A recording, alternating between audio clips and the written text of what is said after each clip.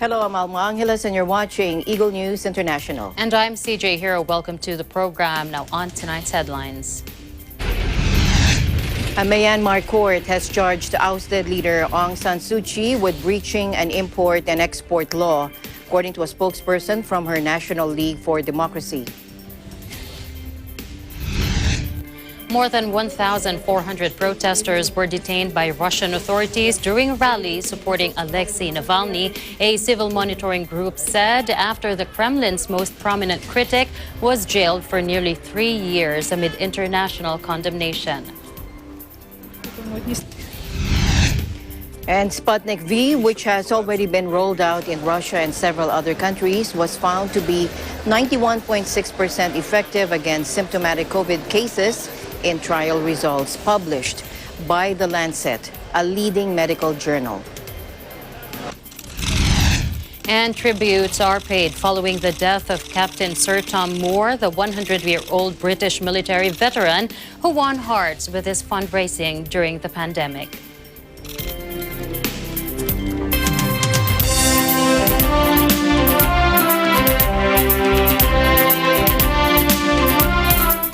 A Myanmar court has charged ousted leader Aung San Suu Kyi with breaching an import and export law, according to a spokesperson from her National League for Democracy party. NLD officials and Naypyidaw police officials could not immediately be reached for confirmation. According to stamped police documents seen by AFP, a military team from the Commander-in-Chief's office searched Suu Kyi's residence on Monday, the day of the coup, at 6:30 a.m. They found at least 10 walkie-talkies and other communication devices. These devices were considered evidence to file a lawsuit to take action against Daw Aung San Suu Kyi, who had imported and used these communication devices without permission, according to court documents. As for Win Myint, police documents say the president, his wife, and his daughter had taken part in a campaign event in September which drew hundreds of people, actions that flouted coronavirus restrictions. Suu Kyi, who has not been seen in public since, won a huge landslide with her National League for Democracy last November, but the military, whose favored parties received a drubbing, declared the polls fraudulent. Meanwhile, doctors and medical staff at multiple hospitals across the country announced Wednesday they were donning red ribbons and walking away from all non-emergency work to protest against the coup. Our main goal is to accept only the government we elected, Aung San Min, head of a 100-bed hospital in Gangao district, told AFP. Some medical teams posted pictures on social media wearing red ribbons, NLD's colors, and raising a three-finger salute, a protest gesture used by democracy activists in neighboring Thailand, while some have chosen to bypass work altogether.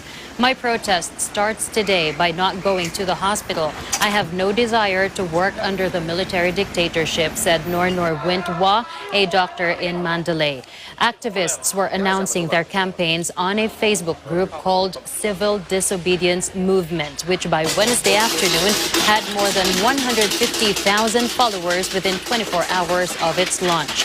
The clatter of pots and pans and the honking of car horns also rang out across Yangon on Tuesday evening after calls for protest went out on social media. The army's actions have been met with a growing chorus of international condemnation, although the options are limited for those nations hoping Myanmar's generals might reverse course. Meanwhile, more than 1,400 protesters were detained by Russian authorities during rallies supporting Alexei Navalny, a civil monitoring group said on Wednesday, after the Kremlin's most prominent critic was jailed for nearly 3 years amid international condemnation. Take a look. Анатольевича, родившийся 4 июня 1976 года в селе Бутыня Венцовского района, 9 прим. 4 Уголовный кодекс Российской Федерации, редакция Федерального закона Российской Федерации 29 ноября 2012 года, номер 200, об отмене условного осуждения исполнения наказания, назначенного приговором суда в отношении Навального Алексея Анатольевича.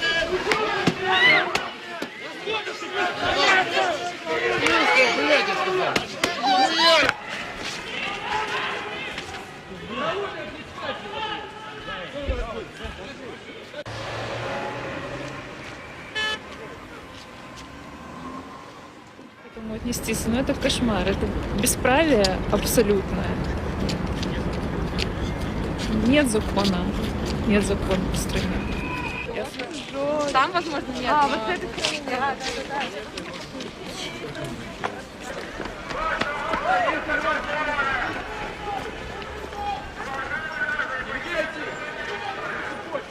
Меня арестуют прилет, это невозможно. Я не виновный человек. Но это выглядит немножко странновато. Мы увидим с вами какой-то концерт в поддержку Ольги Бузовой, но...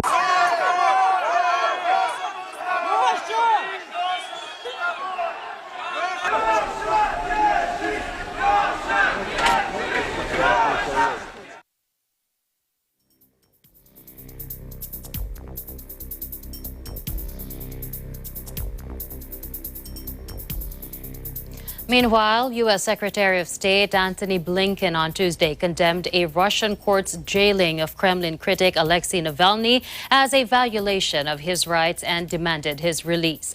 White House Press Secretary Jen Psaki reads a statement from U.S. Secretary of State Antony Blinken condemning the Russian court's jail sentence of the Kremlin critic. Let's listen in. We are deeply concerned by Russian authorities' decision, to sentence opposition figure Alexei Navalny.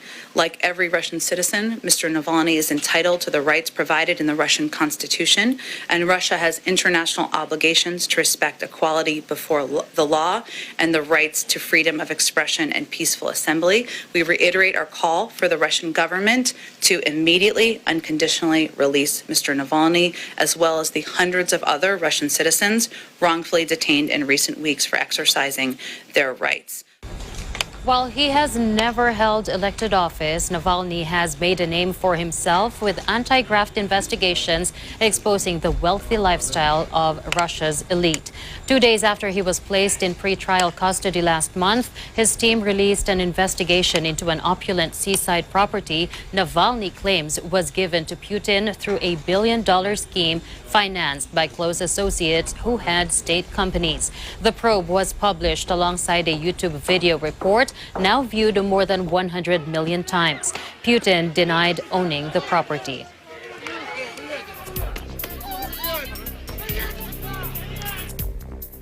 Two FBI agents were shot dead and 3 were wounded on Tuesday while serving a search warrant on a suspect in a child pornography case in the southern U.S. state of Florida, according to the FBI.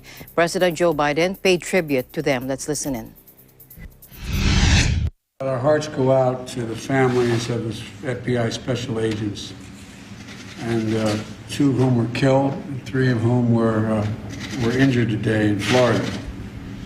I was briefed in this tragedy earlier today, and I know the FBI is gathering information about how this happened, what happened.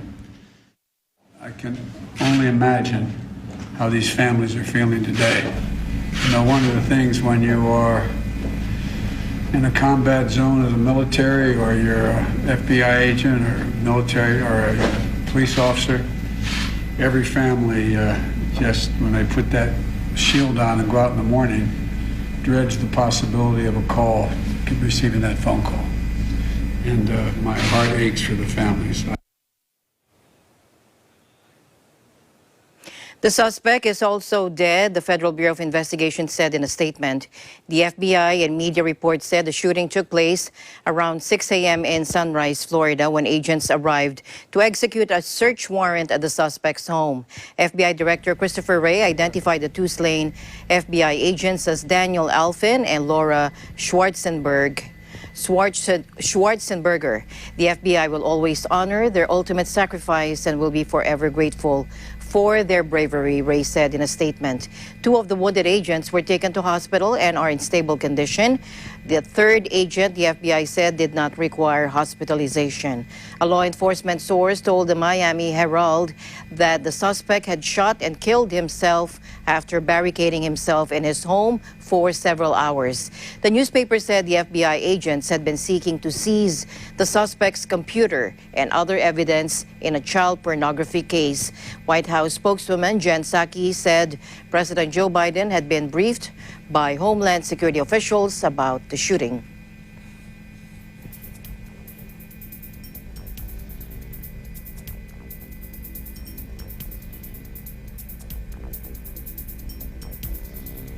In other news, Sputnik V, which has already been rolled out in Russia and several other countries, was found to be 91.6% effective against symptomatic COVID-19 cases in trial results published by The Lancet, a leading medical journal. Let's watch this. Publication in The Lancet today really shows that Sputnik V is the vaccine for the mankind. It is one of only 3 vaccines with efficacy of more than 90%, while being very affordable, allowing for easy logistics as it can be stored at +2, +8 degrees, and based on a very safe and proven human adenoviral platform. German Chancellor Angela Merkel says all vaccines are welcome in the EU once they have received regulatory approval, and says that she had recently spoken to President Vladimir Putin about the Russian vaccine. French President Emmanuel Macron said on Tuesday that all who want a vaccine there will be offered one by the end of summer, and defended the strategy, quote, we have adopted with Germany, with the European Union, which is precisely to vaccinate in Europe. For the Kremlin, the homemade vaccine, first vilified by the West, demonstrates Russia's excellence, with Putin having called Sputnik V the best vaccine in the world. The choice of name for the jab is highly symbolic, a tribute to the world's first satellite launched by the Soviet Union in 1957. Sputnik V recalls a scientific feat for Russia and a historic setback for its rival, the United States. The success of the vaccine restores Russian research capabilities to the world's top echelons after the sector had been decimated by crisis and corruption in the wake of the USSR's collapse in 1991. Sputnik V has been approved in more than 15 countries, including ex-Soviet nations like Belarus and Armenia, allies like Venezuela and Iran, and also Argentina, Algeria, Tunisia, and Pakistan. Meanwhile, tributes are being paid to the death of Captain Sir Tom Moore, the 100-year-old British military veteran who won hearts with his fundraising during the pandemic. Joining us live from the United Kingdom, here is Graham Thomas. Graham. Good afternoon, Alma. Good evening here in the Philippines. You're right, tributes have flooded in from around the world following the death of Captain Sir Tom Moore, the 100-year-old British military veteran who won hearts with his fundraising during the pandemic. Moore, who raised nearly £33 million, that's $45 million or 37 million euros, for UK health service charities, died in hospital in southern England on Tuesday morning after testing positive for coronavirus last month.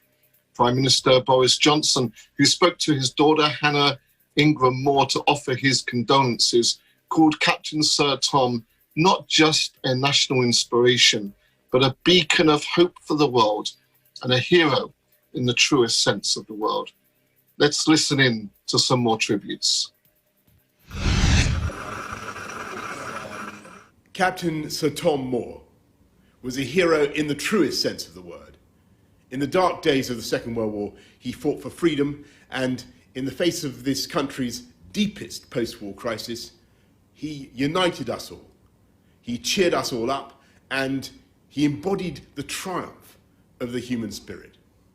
He became not just a national inspiration, but a beacon of hope for the world. First lockdown, very difficult for everybody, but I think the village had a real lift, gave us a real lift. Encouraged people to chat to each other and gave us something to talk about. It was great. Lockdown wasn't great, but he really made it special.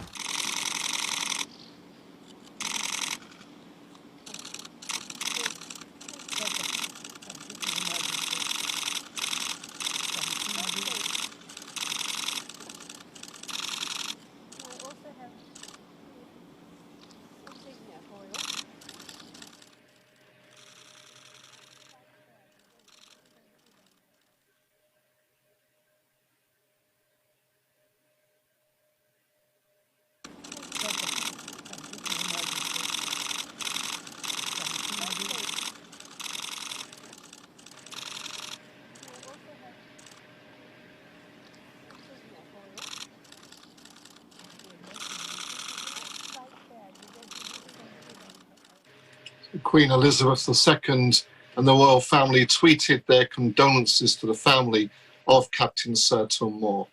His daughters, Hannah Ingram Moore and Lucy, said the last year of life was when he shot to international fame for his selfless efforts had been nothing short of remarkable. The United States added to the global tributes. The White House said on the Twitter, quote, "We join the United Kingdom and the world in honouring the memory of Captain Sir Tom Moore, who inspired millions through his life and his actions."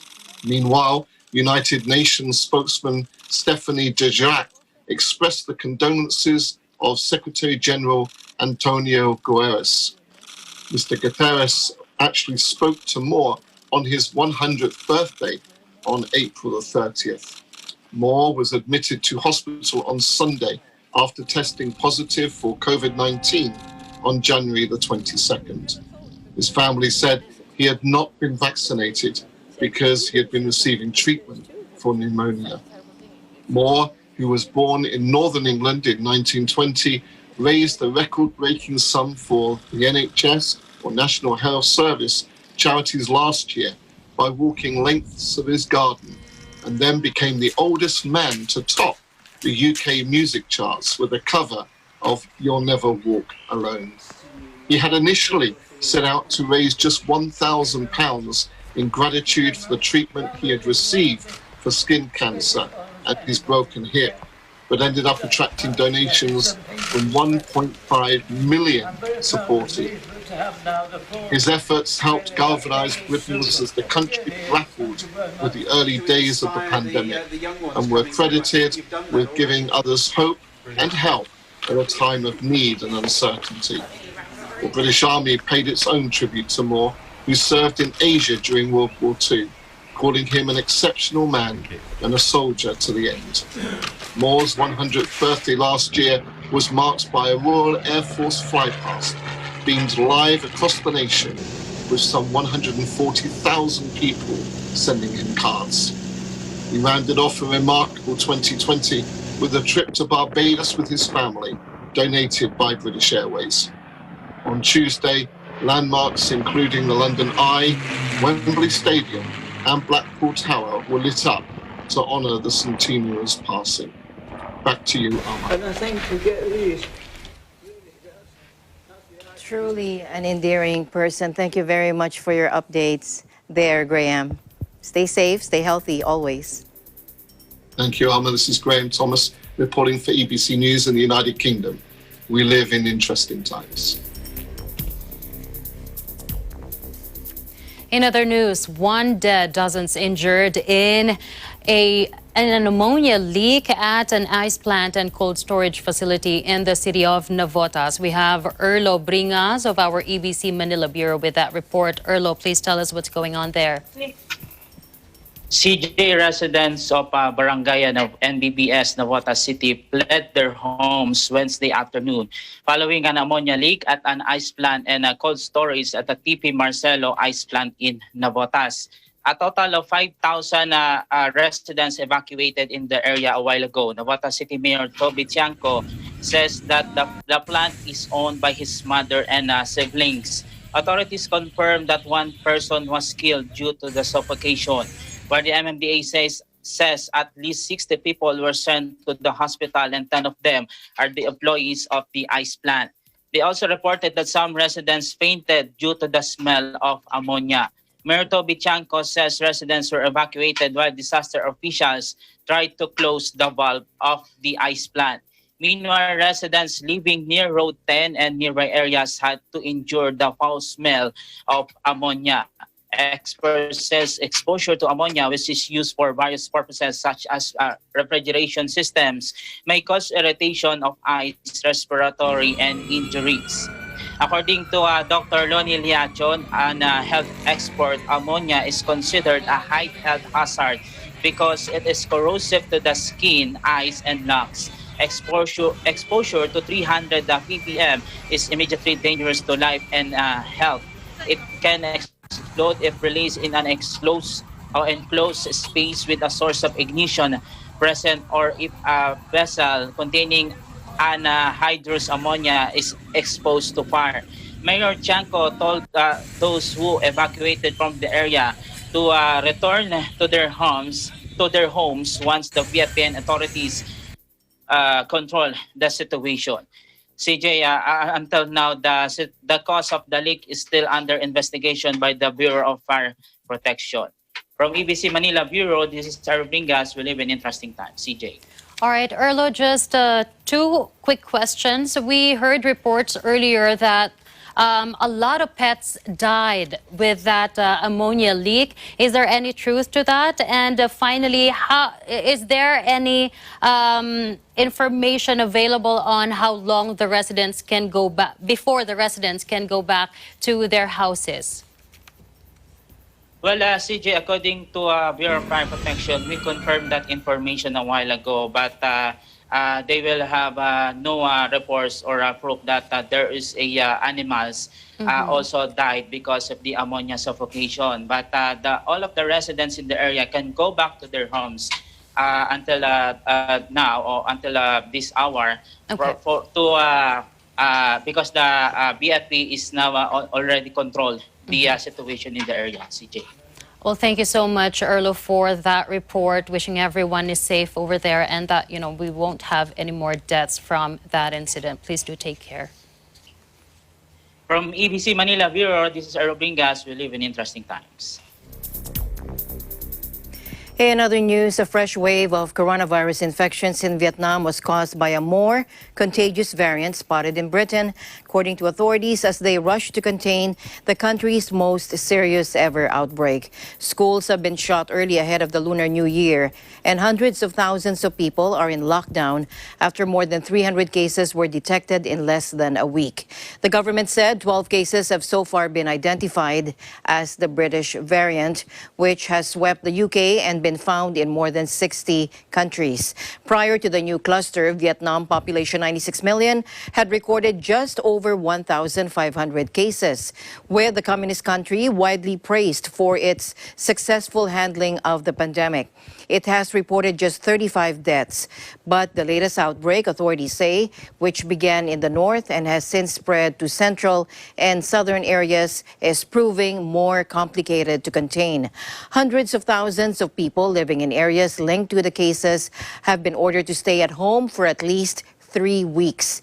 In Hanoi, where 20 cases have been recorded, authorities have shut down bars and karaoke parlors, but the health ministry has urged it to further step up containment measures. Meanwhile, there will be no quick answers into the origins of the coronavirus. One of the World Health Organization experts on a mission to the COVID-19 ground zero in central China told AFP. Hung Nguyen Viet, who is visiting various virus-linked sites in the city of Wuhan with the team, said starting the investigation more than 1 year after the pandemic began was not ideal, but added that the mission was progressing well. Let's listen in.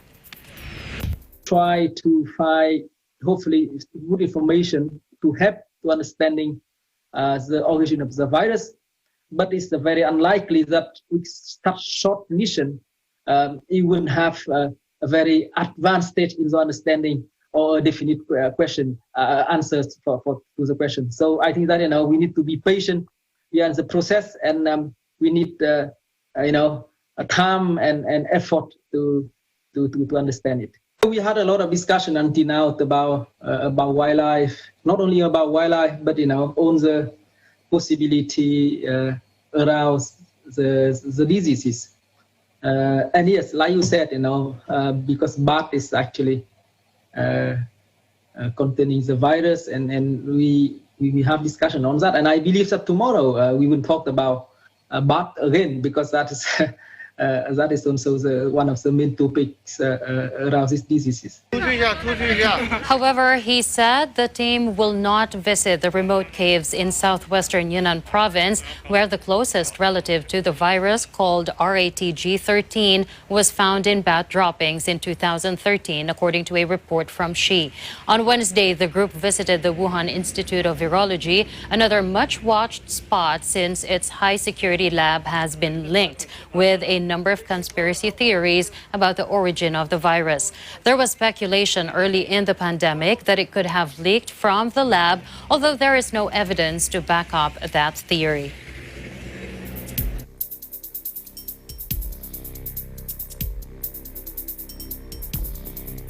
Manila Mayor Francisco Isko Moreno Domagoso today hailed public healthcare workers and frontliners as the city celebrated the 76th anniversary of the Battle of Manila. The mayor gave a snappy salute to health workers who served as the government frontliners in the fight against the dreaded coronavirus disease. Let's listen in. We now have in our midst battalions of doctors, regiments of nurses, brigades of health workers, and platoons of frontliners who are risking their lives and limbs for the sake of the virus to be contained, not to spread further. They are no different to the heroes of the past. They also have done so much sacrifice for the sake of our safety and our country. Dangers they are facing is tantamount to loss of life, as we witness occurred already. This is why we are giving recognition to heroes of the past, and I am rendering my snappy salute to all of the health workers who lost their lives in the fight against COVID-19. No amount of thanks and gratitude could equal the act of patriotism that you have done for the sake of our fellow countrymen. The Battle of Manila, which lasted for a month, resulted in the death of hundreds and thousands of Filipinos and caused massive destruction to the city's architectural and cultural heritage. It also ended the almost 3 years of Japanese military occupation in the Philippines from 1942 to 1945. In other news, at least 71 homes have been destroyed in a bushfire raging out of control near Australia's fourth biggest city, Perth, authorities said Wednesday, as they told residents to ignore a coronavirus lockdown and leave threatened areas. The blaze has torn through swathes of land in the Perth Hills and was moving towards more densely populated areas. Watch this. The bushfire remains in a very unstable position. It is uncontained and uncontrolled, evidenced by the breakouts and the difficulty we're experiencing today in suppression. People should not take this situation lightly. This is a very serious situation, and they should heed the advice from the fire agencies and the advice which is provided on Emergency Western Australia. Community members have raised concerns in relation to the welfare of domestic animals and native wildlife. A process has been established with the two local governments on the affected bushfire area in conjunction with the Department of Primary Industries and Regional Development and specialist vets to provide welfare to animals that have been identified as having been so affected. 6 firefighters received minor injuries, including one who officials said suffered burns and continued working to extinguish the blaze, but no deaths or serious injuries have been reported so far. The blaze hit a population that had just been forced into a snap lockdown after a coronavirus case was detected. About 2 million people in and around Perth fell under the stay-at-home orders imposed on Sunday. Hundreds of people have fled the area since the bushfire was sparked on Monday, with many sleeping in evacuation centers overnight. Temperatures were forecast to peak at 35 degrees Celsius on Wednesday before a predicted ex-tropical cyclone could bring rain and cooler temperatures, but more unpredictable winds later this week. Milder conditions overnight Tuesday had allowed firefighters to build containment lines in some areas, but authorities cautioned there were challenging times ahead. From fire to snow, snowy sheep make their way across icy landscapes near the village of Askrigg in Yorkshire Dales National Park. Take a look.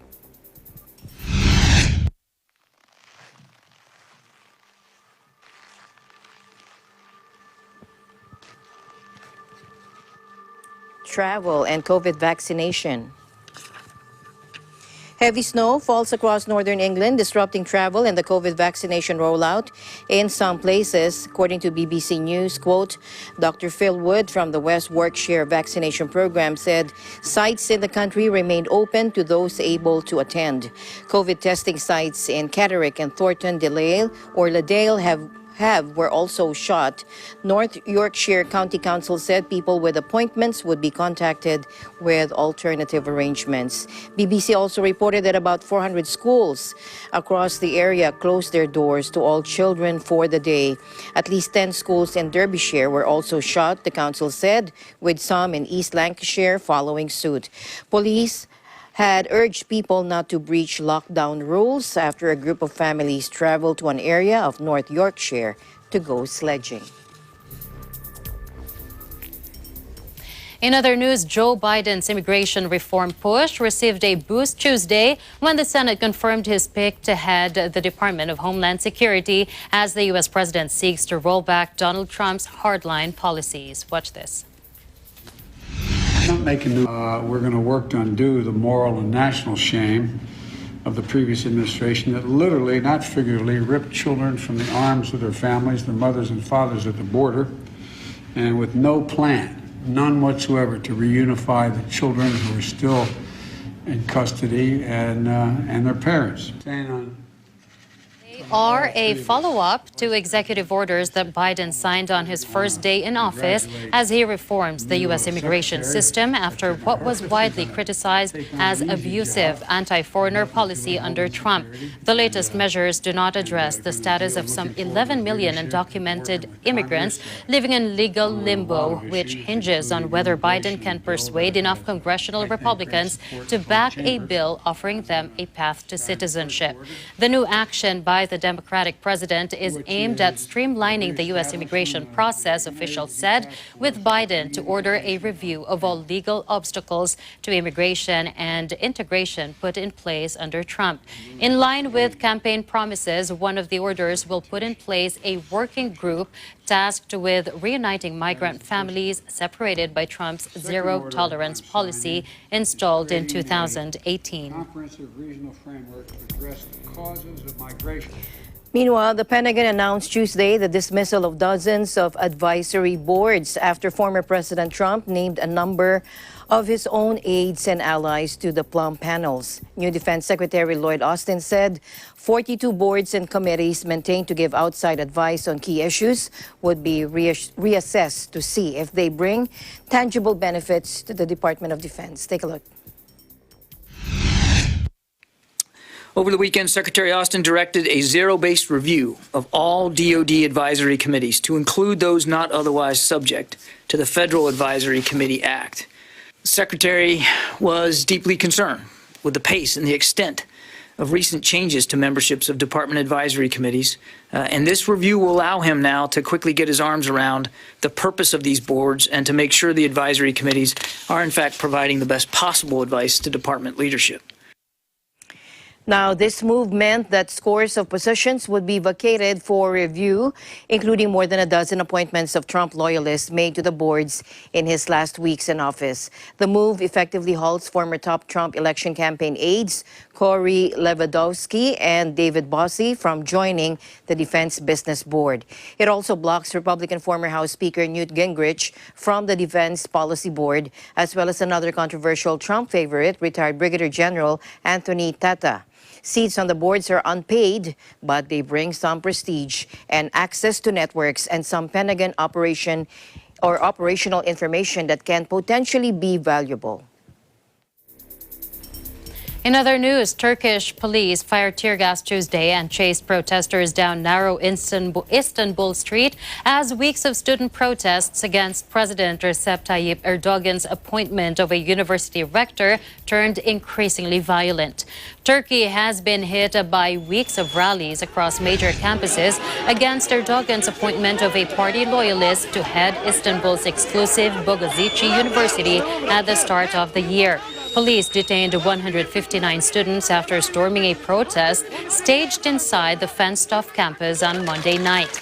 AFP reporters saw plainclothes police drag away dozens of students when they tried to march along a central street in the capital, Ankara, on Tuesday.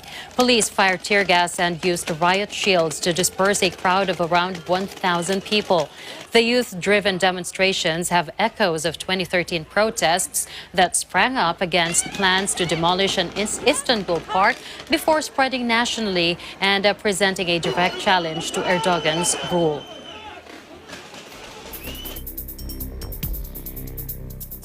In other news, President George Washington and Abraham Lincoln are no longer in favor in San Francisco, where the school board has voted to change the name of 44 schools it says bear the names of people associated with racism, slavery, or colonization. Let's take a look.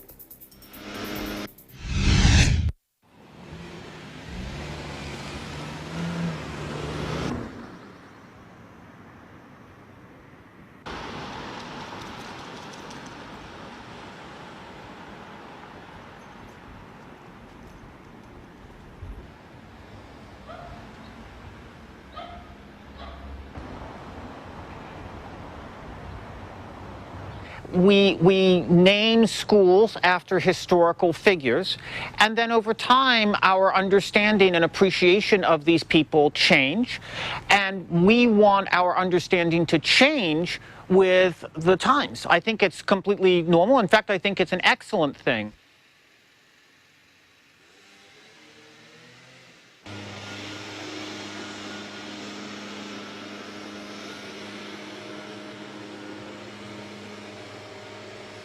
Schools have been closed in San Francisco, public schools, since March 13th of 2020. We're almost in a one-year anniversary. Getting public school children in person, in a classroom, or even outside should be the #1 issue, not renaming schools. And by the way, that could be free. Where's that money going to come from? That money can be used for other more important things at this time.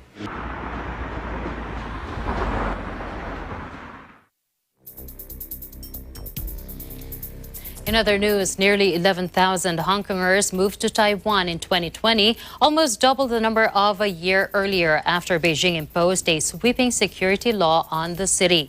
Democratic Taiwan has long attracted Hong Kong people seeking an alternative to their city's frenetic pace and sky-high rents.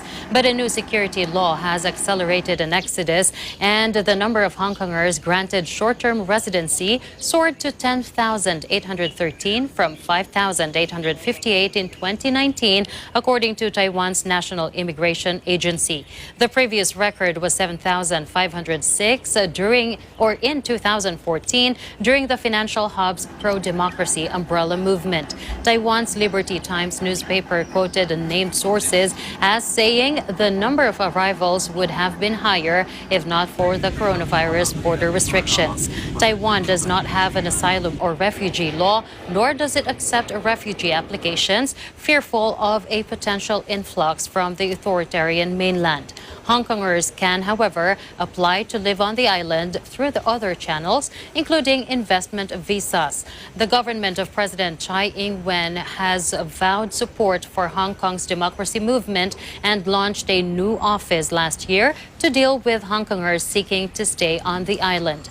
An increasing number of Hong Kong peoples, including some prominent activists, have gone into exile after local authorities stepped up prosecutions based on the national security law.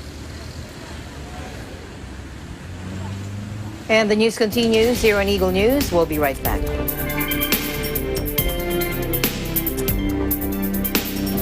This portion is brought to you by Canriv Corporation, your ventilation and air conditioning specialist. Services offered: supply and installation of elevators, escalators, air conditioners, ventilators, jet towel, hand dryers, generators, access control system, factory automation, and modernization. For more info, please contact Ami Kanke at 0915-263-7198 or 0998-900-3224. Mula noon hanggang ngayon, gabay natin ang MTRCB ratings sa matalino at responsableng panonood.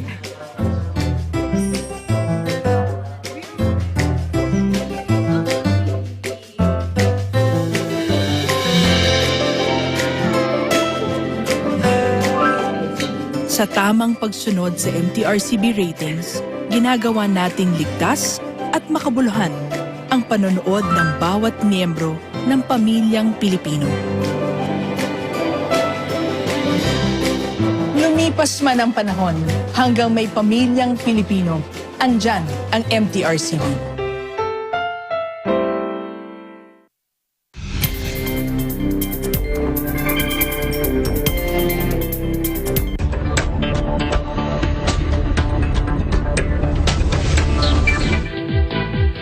Welcome back. Amazon founder Jeff Bezos said he would stand aside later this year as chief executive of the company he built from a startup into one of the world's most valuable firms. Take a look. The world's richest person based on his Amazon stake. Bezos said he will transition to the role of executive chair in the third quarter, handing over the CEO role to Andy Jassy, who heads Amazon Web Services. The news came as Amazon reported a blowout holiday quarter with profits more than doubling to $7.2 billion and revenue jumping 44% to $125.6 billion as pandemic lockdowns caused online sales to explode around the globe. In a letter to Amazon employees, Bezos said he would stay engaged in important Amazon initiatives but would pivot towards philanthropic initiatives, including his Day One Fund and Bezos Earth Fund and other business ventures in space exploration and journalism. Bezos, 57, founded Amazon in his garage in 1994 and went on to grow it into a colossus that dominates online retail with operations in streaming, music and television, groceries, cloud computing, robotics, artificial intelligence, and more.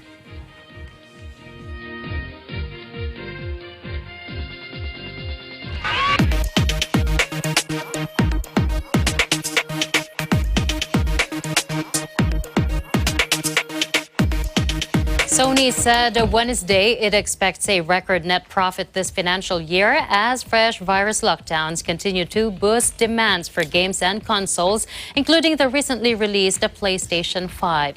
Although the pandemic has hit many industries hard, the gaming sector has been one of the very few to experience an unprecedented boom, with people seeking entertainment at home during successive rounds of restrictions. The Japanese tech giant said net profit jumped 87% in April to December from the same period earlier to 1.1 trillion yen, or about $10 billion. PlayStation 5 sales reached 4.5 million units by the end of December, the company said, but pandemic-related supply problems have left many would-be customers empty-handed.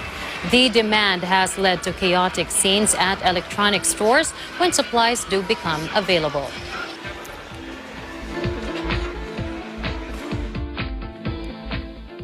A prototype of a SpaceX rocket the company hopes will one day journey to Mars crashed in a fireball as it tried to land upright after a test flight. Take a look.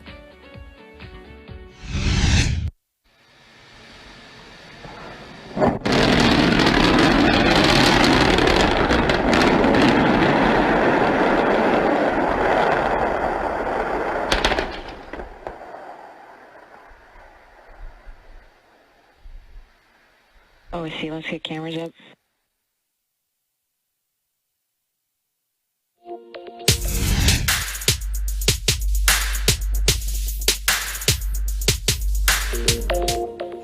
Well, today is World Wetlands Day. Take a look. In Calawit Island and Coron town of Palawan, USAID assisted in the establishment of women-managed areas, or WMAS, that include foreshore or intertidal and wetland areas to conserve and better manage them. Also, USAID partners in the Calamianes Island group have been educating their peers and even school children about the importance of mangroves, not only in sustaining fisheries, but also in shielding coastal villages from waves and absorbing pollutants.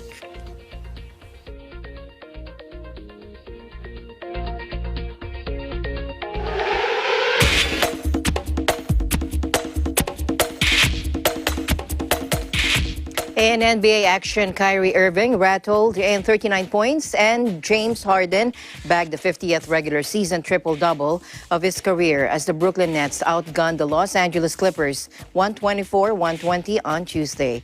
The potential NBA Finals sneak preview at the Barclays Center saw the Nets' big three of Irving, Harden, and Kevin Durant combine for a total of 90 points to halt the Clippers' three-game unbeaten streak.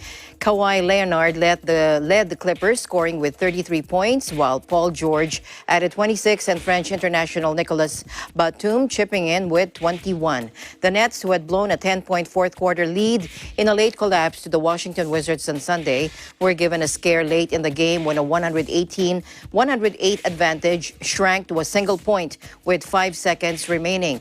But a length of the court pass from Harden to Jeff Green set up a layup that made it 122-119, and the Nets eventually made the game safe with two closing free throws from Irving with 1.9 seconds on the clock.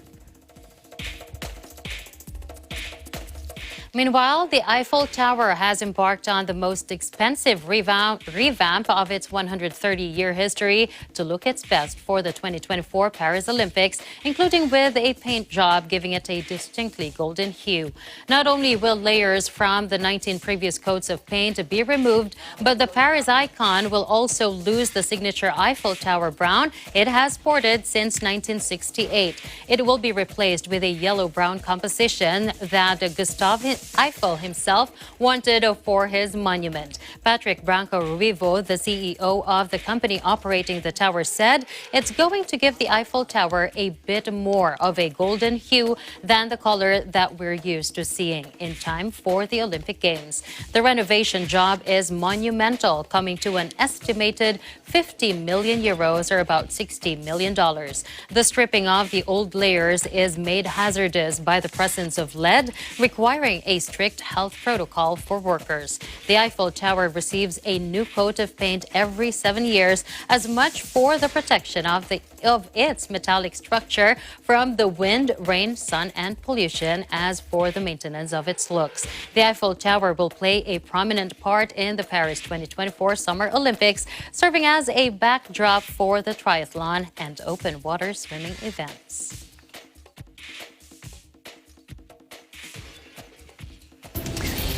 We didn't get to the Japan Olympics, but next time, tomorrow. Yes, we're excited for that. Yes. That first before the Paris Olympics. That's true. That's it for tonight's broadcast. Thank you so much for joining us. I am CJ Hero. See you again tomorrow. And I'm Alma Angeles. At the end of the day, there remains so much more to be grateful for. And we live in interesting times.